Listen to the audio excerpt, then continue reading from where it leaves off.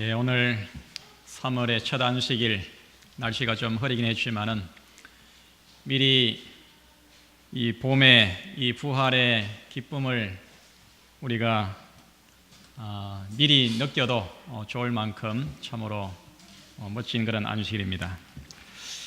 오늘 우리 청년들 또 감동적인 찬양을 주셔서 감사합니다.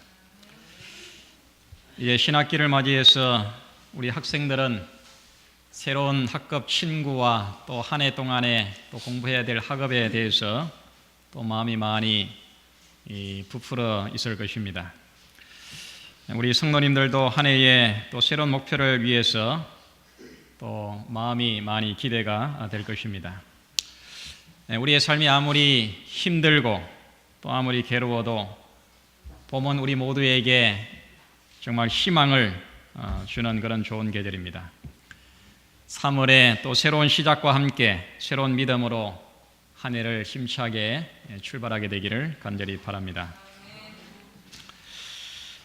한 마을에 아주 극심한 가뭄이 들어가지고 심한 그런 어려움을 겪고 있었습니다.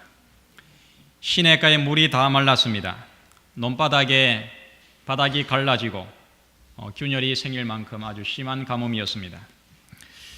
그런데 참으로 이상한 것은 그렇게 극심한 가뭄 중에도 산 꼭대기에 있는 나무는 그 나무들이 여전히 푸른 반면에 이 시냇가에 있는 나무들은 말라 죽어가고 있었습니다. 학자들이 이상해서 그것을 자세히 관찰해 보니까 이 산 꼭대기에 있는 나무들은 평소에 수분이 부족해서 그 뿌리를 아주 깊이 박아가지고 그래서 웬간한 그 가뭄에도 살 수 있도록 그렇게 되어 있고, 또 시냇가에 있는 나무들은 늘 물이 있으니까 그 뿌리를 그 표면에만 뿌리를 내고 있는 것을 봤습니다. 여러분, 우리의 인생도 마찬가지입니다. 뿌리를 깊이 내린 사람들은 어떠한 역경이 오거나 고난이 와도 쉽게 무너지지 않습니다. 그러나 시냇가의 나무처럼 안일한 삶을 사는 사람들은 이 조그마한 시련에도 쉽게 무너지고 마는 것입니다. 뿌리가 깊은 나무는 흔들리지 않습니다. 또 샘이 깊은 물은 쉽게 마르지 않습니다. 운동 선수들도 훌륭한 선수로 그가 성장하기 위해서는 기본기가 아주 튼튼해야 하는 것입니다. 우리의 인생에 있어서도 마찬가지입니다. 우리 신앙의 뿌리도 튼튼할 때 어떠한 어려움이 와도 흔들리지가 않는 것입니다. 여러분, 우리 신앙의 뿌리는 무엇입니까? 우리의 삶을 든든하게 지켜주는, 떠받쳐주는 신앙의 뿌리가 무엇입니까? 오늘 다 함께 성경 요한계시록을 보겠습니다. 요한계시록 14장 12절과 13절입니다.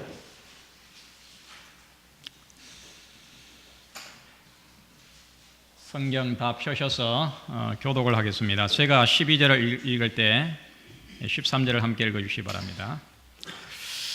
성도들의 인내가 여기 있나니 저희는 하나님의 계명과 예수 믿음을 지키는 자니라. 또 내가 들으니 하늘에서 성이나 세워가로되 기록하라. 지금부터 주 안에서 숨는 자의 눈이 나아지니 성령이 가라사대 그러하다 저희 수고를 거치고 쉬리니 이는 저희의 행하기 따름이라 하시더라. 아멘. 오늘 이 말씀의 본문은 이 세 천사의 기별의 결론 부분입니다. 이 역사의 마지막에 하나님께서 온 세상에 보내는 하나님의 마지막 이 자비의 기별이 바로 그 앞에 나옵니다. 이것을 우리는 세 천사의 기별, 영원한 복음이라 그렇게 말합니다. 이 새 천사의 복음이 선포된 바로 다음에 최종적으로 이 복음으로 인해서 승리할 성도들의 그 복된 믿음에 대해서 이렇게 말씀을 주고 나서 이 새 천사의 복음이 마쳐지게 됩니다. 자금 이후로 주 안에서 죽는 자들은 복이 있도다. 여러분, 죽음이 다 똑같은 죽음이 아닙니다. 이 죽음에도 복된 죽음이 있습니다. 오늘도 무수히 많은 사람들이 임종의 자리에서 신음하며 탄식하며 숨을 거두고 있습니다. 그런데 그 모든 죽음이 다 같은 죽음이 아닌 것입니다. 이 복된 죽음이 있습니다. 여러분, 어떤 죽음이 복된 죽음입니까? 주 안에서 죽는 자들은 복이 있도다, 그렇게 말씀합니다. 영원한 생명의 복음을 깨닫고 예수를 마음의 구주로 영접하고 나서 재림의 확실한 소망 가운데 숨을 거두는 사람들은 그 죽음이 복된 죽음인 것입니다. 인생의 모든 수고를 거치고 편히 쉬어서 이제 사망의 잠을 자게 되는 것입니다. 재림의 아침까지 흙에 누워서 평안한 사망의 잠을 자는 것입니다. 그리고 예수님께서 이 땅에 다시 오실 때에 그 이름을 부를 때에 그 음성을 듣고 다시 깨어나게 되는데, 그때는 다시는 사망이 없는 불멸의 몸으로 일어나게 되는 것입니다. 여러분, 참으로 복된 삶입니까? 예수를 믿음으로 영원한 복음을 깨닫고 주 안에서 죽는 자들은 이런 복된 삶을, 복된 죽음을 맞이하게 되겠다고 이렇게 말씀을 합니다. 여러분, 이런 복된 믿음을 갖기를 원하십니까? 이런 복된 믿음의 생애가 우리 모두의 생애가 되기를 간절히 바랍니다. 복된 믿음의 두 가지 기초. 첫 번째는 이 하나님의 계명을 지키는 자입니다. 읽은 이 본문에 성도들의 인내가 여기 있나니 저희는 하나님의 계명과 예수 믿음을 지키는 자니라. 이 복된 믿음의 첫 번째 기초는 바로 하나님의 십계명입니다. 이 하나님의 율법입니다. 하나님의 법을 존중하고 사랑하며 그 말씀을, 그 법을 순종하고 실천하는 자들입니다. 이것이 바로 복된 믿음입니다. 여러분은 하나님의 십계명을 잘 지킵니까? 하나님의 십계명, 하나님의 율법을 정말 존중하고 하나님의 그 법을 사랑하십니까? 이 구약 성경 가운데 가장 엄숙하고 두려운 장면이 있다고 하면 시내산에서 십계명을 받는 장면입니다. 이제 이스라엘 백성들이 애굽의 그 노예 생활을 그들이 청산하고 이제 애굽을 탈출해 가지고 홍해를 건너고 나서 그들이 도착한 곳이 바로 시내산입니다. 이번에 뉴스를 통해서 보신 것처럼 그 성지 순례에 갔다가 테러를 당한 바로 그곳이 이 시내산 근방입니다. 이 시내산에 그 모세가 십계명을 받는 바로 거기는 이 성지 순례의 바로 아주 필수 이 코스입니다. 이제 이스라엘 백성들이 약 한 2달쯤 출애굽을 한 지 약 한 2달쯤 됐을 때에 그들이 시내산에 도착을 했습니다. 그리고 하나님께서 그 시내산에 강림하셨습니다. 빽빽한 구름과 우레와 번개로 하나님께서 임재하시고 온 천지를 뒤흔드는 이 나팔 소리와 같은 음성으로 십계명을 반포하십니다. 그 광경은 참으로 두렵고 엄숙했습니다. 10가지 계명을 반포하시고 그 계명을 친히 돌비에다가 기록을 해가지고 모세에게 주셨습니다. 이 10가지 10계명은 인간의 생명과 건강과 행복에 아주 필수적인 그런 내용들로 구성되어 있습니다. 사람의 영원한 운명이 바로 이 10가지 계명에 관계되어 있는 것입니다. 시내산에서 하나님께서 강림하시고 이 10계명을 돌비에 기록해 가지고 주시는 이 장면은 하나님과 이스라엘 백성들 사이에 언약을 맺으시는 장면입니다. 쉽게 말하면 쌍방간의 계약을 맺는 그런 장면입니다.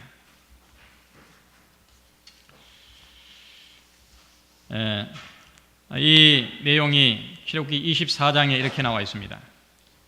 24장 6절로 8절에 보면 모세가 피를 취하여 반은 양푼에 담고 반은 단에 뿌리고 언약서를 가져 백성에게 낭독하여 들림에 그들이 가로되 여호와의 모든 말씀을 우리가 준행하리이다.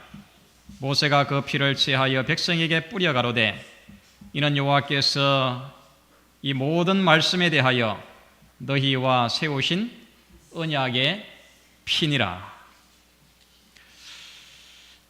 여러분이 이렇게 전세 계약을 하든지 무슨 이 쌍방간의 계약을 이렇게 체결하게 되면 그 계약을 어떻게 됩니까? 그 계약을 잘 지켜야 합니다. 하나님께서 이 10계명을 반포하시고 그것을 백성들에게 다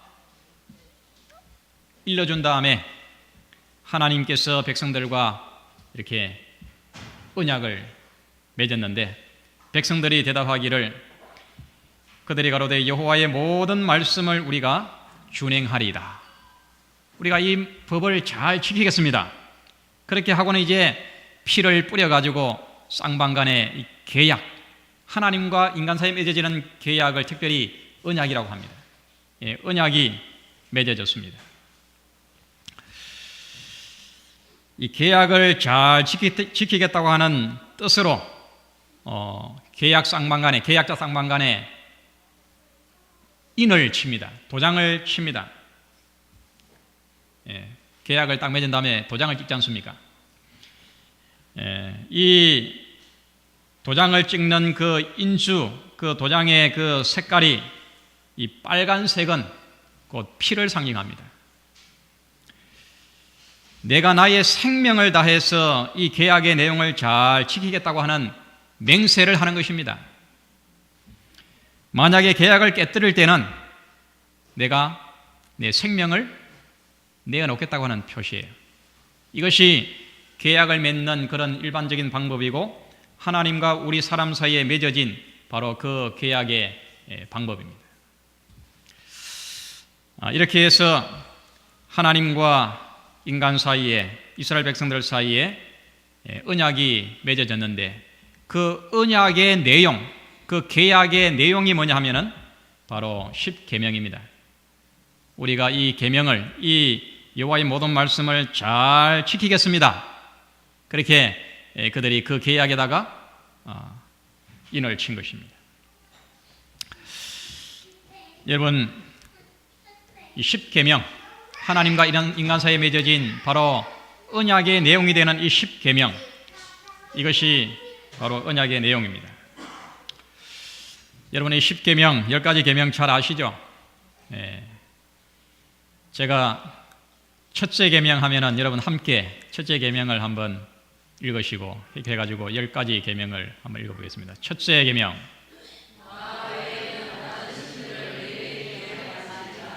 둘째 계명. 셋째 계명. 넷째. 다섯째. 여섯째. 일곱째 계명. 여덟째 계명. 아홉째 계명. 열째 계명. 이것이 하나님과 우리 인간 사이에 맺어진 이 언약의 내용, 바로 10가지 계명입니다. 여러분, 이 10계명이 중요합니까? 하나님과 나 사이에 맺어진, 피로서 맺어진 바로 그 언약의 내용입니다. 이 10계명을 좀 더 이렇게 확대하면 바로 이 성경 전체는 곧 하나님과 우리 인간 사이에 맺어진 바로 그 언약입니다. 성경 전체는 10계명을 잘 설명해 놓은 책입니다. 반대로 이 10계명을 좀 더 축소하면, 한마디로 말하면 이 언약은 곧 사랑입니다. 하나님에 대한 사랑과 이웃에 대한 사랑이 곧 이 언약의 내용입니다. 사랑하는 성도 여러분, 이 복된 믿음은 첫째로 하나님의 계명을 잘 지키는 것입니다. 성경을 우리가 진실로 사랑하는 것입니다. 말씀에 순종하는 것입니다. 나의 마음을 다하고 목숨을 다하고 뜻을 다하고 힘을 다하여 하나님을 사랑하고 형제를 내 몸처럼 사랑하는 것입니다. 이것이 곧 인간의 행복입니다. 이것이 곧 인간의 건강입니다. 이것이 곧 번영입니다. 이것이 성공입니다. 이것이 구원이요, 이것이 영생입니다. 여러분, 이런 복된 믿음이 되시기를 간절히 바랍니다. 그런데 여러분, 어떻게 하나님의 계명을 잘 지킬 수가 있습니까? 이 거룩한 하나님의 10계명, 하나님의 말씀을 우리가 어떻게 잘 지킬 수가 있습니까? 내가 애써서 노력하면 됩니까? 오랫동안 예수님을 믿으면 됩니까? 내가 열심히 교회에 잘 다니면 됩니까? 아니면 금식하면서 우리를 괴롭게 하고 고행하고 참선을 하고 그렇게 하면은 하나님의 계명을 우리가 잘 지킬 수가 있습니까? 복된 믿음의 두 번째는 예수 믿음을 지키는 자가 되어야 됩니다. 요한계시록 14장 12절, 성도들의 인내가 여기 있나니 저희는 하나님의 계명과 예수 믿음을 지키는 자니라. 이 하나님의 계명을 지키는 힘이 우리 속에 있습니까? 없습니까? 우리 속에 없어요. 하나님의 언약을 지키는 능력이 사람의 의지나 결심으로 되는 것이 아닙니다. 제 아무리 열심히 애를 쓰고 노력해도 사람의 능력으로 하나님의 법을 지킬 수가 없어요. 이 언약 10계명을 지키는 힘이 하나님께 있는 것입니다. 그것이 곧 뭐냐 하면 예수 믿음이에요. 출애굽기 20장 1절로 2절에 10계명을 줄 때에 10계명을 주기 바로 전에 이렇게 말씀하십니다. 하나님이 이 모든 말씀으로 일러가라사대 나는 너를 애굽 땅 종되었던 집에서 인도하여 낸 너의 하나님 여호와로라. 10계명은 예수를 믿음으로 구원을 얻은 자에게 필요한 것입니다. 구원 얻지 못한 자에게는 10계명이 필요가 없어요. 예수를 믿음으로 구원을 얻은 자들이 하나님의 계명을 지킬 수가 있는 것입니다. 여러분, 구원을 얻기 위해서 10계명을 지키는 것이 아닙니다. 내가 구원을 얻으려고 10계명을 지키는 게 아니에요. 그것은 불가능합니다. 구원을 얻었기 때문에 우리는 계명을 지키는 것입니다. 내가 예수를 믿음으로 구원을 얻었기 때문에 계명을 사랑하고 그 계명을 지키고 그 계명에 순종하는 것입니다. 결국 예수 믿음이 10계명을 지키게 하는 것입니다. 예를 들면 이렇습니다. 내가 대한민국의 국민이 되기 위해서 대한민국의 법을 지키는 것이 아닙니다. 우리는 대한민국에 태어나서 대한민국 국민이 되었기 때문에 대한민국의 법을 지키는 것입니다. 내가 예수를 믿음으로 천국 백성, 하나님의 백성이 되었기 때문에 하나님의 법, 그 십계명을 내가 존중하고 그 법을 지키는 것입니다. 여러분, 예수 믿음이 무엇입니까?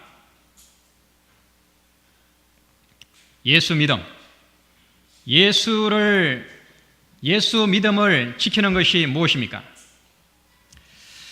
여기에 예수 믿음은 두 가지로 해석이 가능합니다. 예수의 믿음, 예수 믿음을 지키는 자라고 할 때에 그 예수 믿음은 예수의 믿음도 됩니다. 예수의 믿음. 예수님께서 이 땅에 계실 때에 예수님이 하나님을 의지하고 믿었던 바로 그 믿음이 바로 예수 믿음입니다. 그 다음에 두 번째 해석은 예수에 대한 믿음입니다. 예수에 대한 믿음, 예수를 믿는 믿음. 예수를 개인의 구주로 믿음으로 우리가 구원을 얻고 그 믿음에 따라서 살아가는 그 예수에 대한 믿음, 이것도 예수 믿음입니다. 우리들에게는 예수의 믿음보다는 예수에 대한 믿음이 우리들에게 더 적합한 해석입니다. 예수의 믿음은 예수를 구주로 믿는 믿음입니다.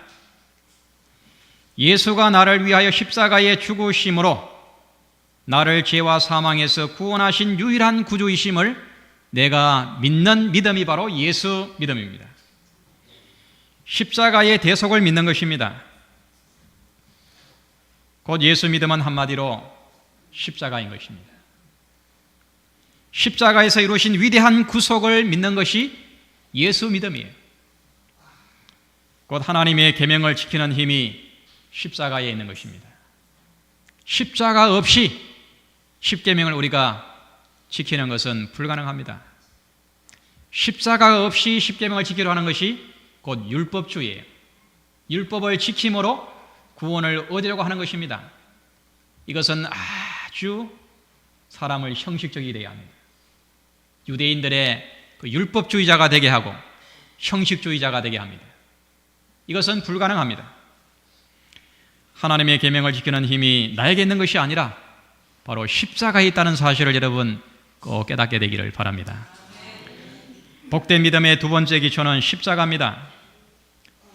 죄로 인하여 죽은 나를 십자가의 대속적인 죽음으로 나를 구원하신 예수를 믿는 것입니다. 구약에서 시내산의 율법이 높이 들렸다고 하면 신약에서는 갈바리의 십자가가 높이 들려 있습니다.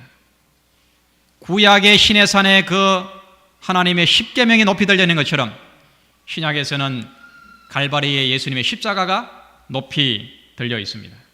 이것이 성경의 곧 두 가지 이야기입니다. 성경의 핵심입니다. 이 두 가지가 믿음의 기초입니다. 십자가와 십계명과 십자가, 이것이 우리의 든든한 믿음의 기초인 것입니다.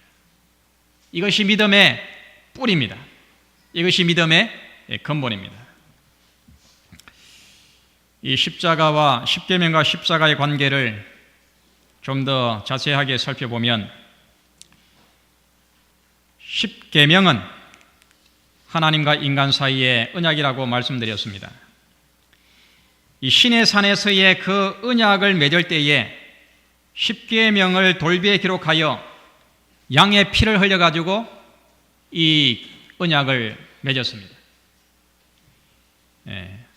율법을 십계명을 반포하고 그 다음에 백성들이 우리가 이 말씀을 다 지키겠습니다. 그렇게 맹세를 하고 이제 어린 양의 피를 단에도 뿌리고 백성들에게 뿌려가지고 이 언약이 맺어졌어요. 그러나 이것은 하나의 상징이었습니다. 이것은 비유를 통하여 하나님과 우리 인간 사이에 맺어진 언약인데 이것을 우리는 옛 언약이라고 부릅니다. 이 옛 언약이 실제로 이루어진 곳이 어디냐 하면 바로 예수님의 십자가예요. 십자가에서 예수님이 피를 흘려 죽으심으로 새 언약이 비로소 효력을 발생하게 됐습니다.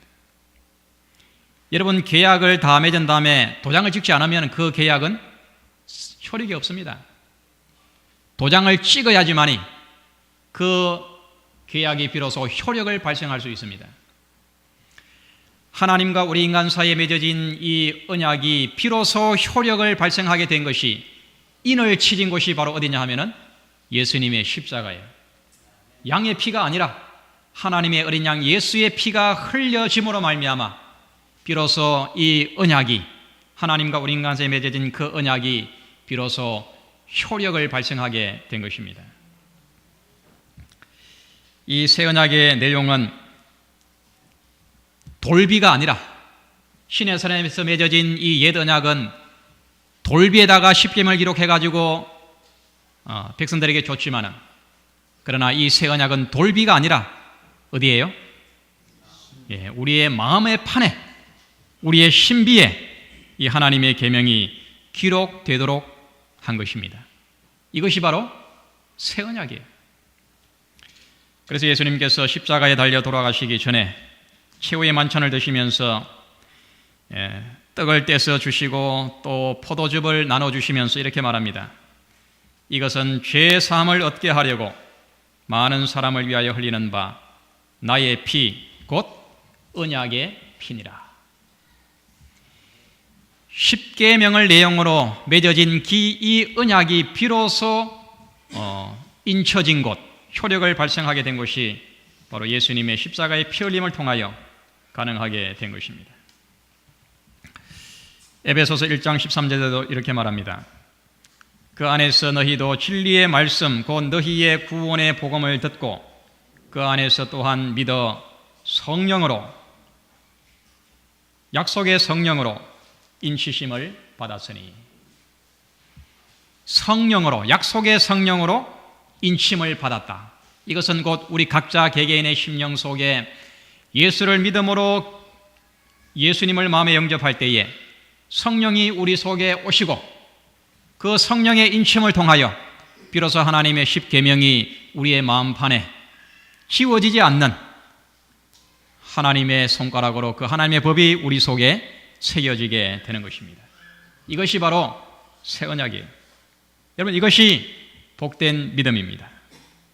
예수를 믿음으로 구원을 얻고 성령으로 날마다 하나님의 계명을 사랑하며 생애가 새롭게 거듭나고 변화되는 삶을 살게 되는 것입니다. 날마다 성령으로 하나님의 법이 마음판에 새겨지고 우리의 생각 속에 하나님의 법이 기록이 되는 것입니다. 그래야 우리의 전 존재가 거듭나게 되고 새로 창조되는 것입니다. 이것이 하나님의 계명을 지키고 이것이 예수의 믿음을 지키는 것입니다. 그러므로 하나님의 계명과 예수 믿음은 서로 분리될 수가 없습니다.